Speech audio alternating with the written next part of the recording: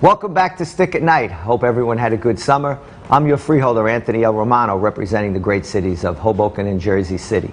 And I always like to bring on people that are so important to the community, and today we have with us the Executive Director of the Jubilee Center, Ms. Veronica Manning, and we also have the Information Director, Michelle. All right, Michelle, we're going to call you that. So welcome to Stick at Night. Thank you. Thank you. Okay, so much. who wants to tell me the history of Jubilee Center? Well, First, may I add, Jubilee Center has been in Hoboken approximately, I would say, it's got to be near 20 years. 25 years. Yeah. Wow, it is that long already. I remember that was the site of the part of the old junkyard. Yes. Carmen Pino's junkyard, Hoboken Auto Body. So it's interesting. And then it developed, now the whole area at one time was commercial and industrial, and now it's developed into a residential area bordering on the Hoboken housing area. Exactly. So Veronica, give us a history of the Jubilee Center, what it is, and it's located 601 Jackson Street. It is. The building itself has been there since around 2005. So from a physical space, it's been there for about 15 years now. But the program started as a homework club by the All Saints Episcopal Church in Hoboken. And the kids would go to the All Saints office and do homework with the congregation and with any volunteers who cared about the kids. And so that's kind of where it really started, was the homework club, and that was about 25 years ago. What was the ages? Now, what are the ages of the children at that time? So when it at started? that time, and it's funny because there's actually a staff member who works at the Jubilee who was going to the homework club when he was 7 years old. So they were starting around 5, 6 years old, bringing kids after school, mainly from the Housing Authority, and helping them with homework and being mentors to them. And I think that's an incredible way to start a nonprofit organization. Now, what children are serviced by the Jubilee Center? Is it those just from the Housing Authority area? Is it open to anyone? How is that?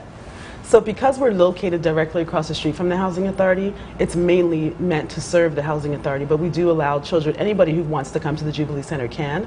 Our licensing, we're licensed by the Department of Children and Families.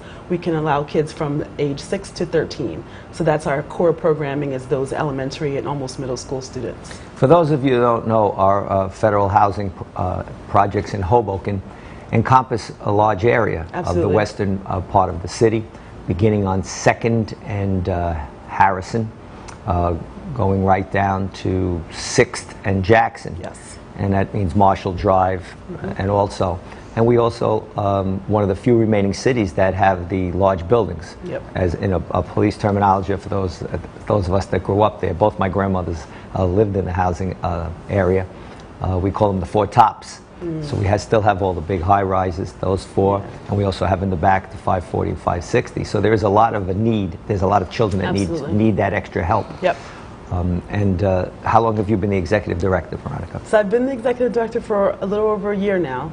And it's been such a rewarding experience. I think what I enjoy about it the most is really hearing from the children and the families around how much the Jubilee Center means to them.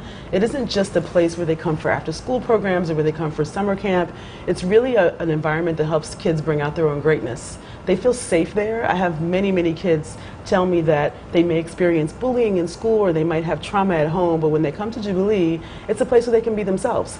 They can interact with people that look like them. They don't feel so othered. And I work really, really hard to create an inclusive environment where every child that comes in there can be exactly themselves. Well, you've inspired me listening to you. What's your background? Thank you. So my background, that's always a hard question to answer, right? What part are you from, Jersey? I am a Jersey girl. I grew up in South Jersey, so all of my... Oh, a shore girl. Yeah, you know, all of my sports, everything was about the Philadelphia teams. Dallas Cowboys here, so I mean, I don't want to get into a whole scuffle with you. The worst fans in the world, those Philly fans in any sport. But I've been up in North Jersey now for about 20-something years. My kids are both born in Jersey City. So I currently live in Bloomfield, about to move back to Jersey City, actually next week. But yeah, I spent most of my life living in New Jersey. I did live in Philadelphia for a little while, but most of my... Your educational background?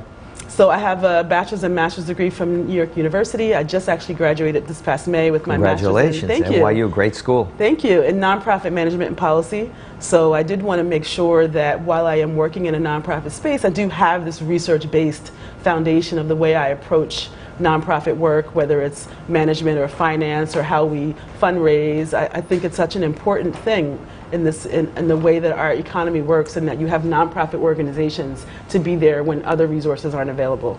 Well, I heard so many good things about you. The fact that you inherited a mess from the previous leadership. I did. Yes, that is true. And let's not forget. Let's talk to Michelle a little bit here. Tell us, Michelle. Board members. Michelle, give us your title here, official Yes. title at the. So I'm, I guess, head of the media committee and also information board member. Yeah, absolutely. So I've been on the board of trustees for about 18 months, but been a donor to the Jubilee for a lot longer than that. But I finally had enough time to make the Jubilee important and really become closer to it. How did you come into the Jubilee's world?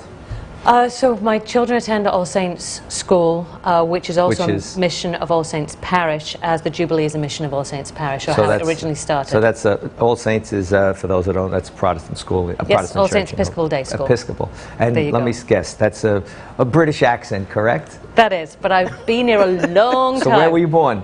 I was born and raised in Yorkshire, that's the north of England. Yorkshire, sure. That was one of the Crown's great areas of Absolutely. Great Britain here. And As it's a student of English history, always interested me. I mean, its subtitle is God's Own County because it's the best place. Clearly, Except when, in the UK. isn't that where William Wallace overran?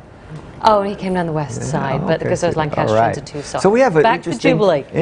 interesting person here in Michelle. Very that much you so. found that. So you and your family have relocated to Hoboken. Yes, I came to Hoboken in 1998.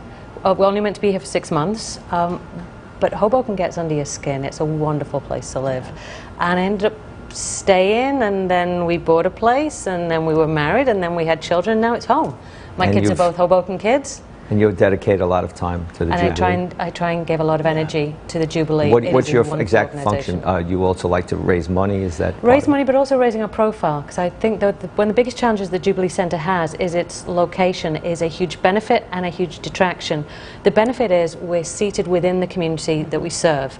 Right there, the children know the space, the parents recognise the space and know everything there is to do with the Jubilee, and it's part of the community there. But that's not a high traffic zone. No one walks past 6th and Jackson, Well, so it's easy to the interesting thing is now get you have a forgotten. park and a playground area Yes. right around the corner Yes. that's That's going to add helping to a it. And we're lot. going to, when we come back from our commercial break, we're going to talk more about how that integration in the community will help the Jubilee. And you know, it's important that, as you said, that you're part of, not apart from. You don't want it to be an outpost. Exactly. You want it to be, you know, accepted. And most people, as you said, may not know about the Jubilee. I'm your freeholder, Anthony Romano. When we come back from our break, we're going to continue this wonderful discussion with both Michelle and Veronica and learn how maybe you can help them in their time of need here to raise some funds for this wonderful institution. Thank you. Hudson TMA reminds you that if you are going to ride your bike after dark, you must wear the proper attire. Can you see me? How about me? It's more difficult to ride at night, but if you have to, make sure you can be seen. Check this out. I'm wearing white, but it's not enough because I'm still difficult to see. No matter what time of day you ride, always wear bright clothing. But at night, you really need to wear reflective or retro-reflective gear. If you don't have any, buy some retro-reflective tape and put it on your shoes, your jacket, and your helmet. It helps reflect light back to the driver of a car. Make sure your bike has reflectors. And you need a headlight and a tail light. That's the best way to get noticed in the dark. And it's the law. Remember, the sooner a driver can see you and recognize you, the sooner they can react. Voting by mail has never been easier. Just follow these steps to ensure your vote will be counted. Open your envelope. You will find your certificate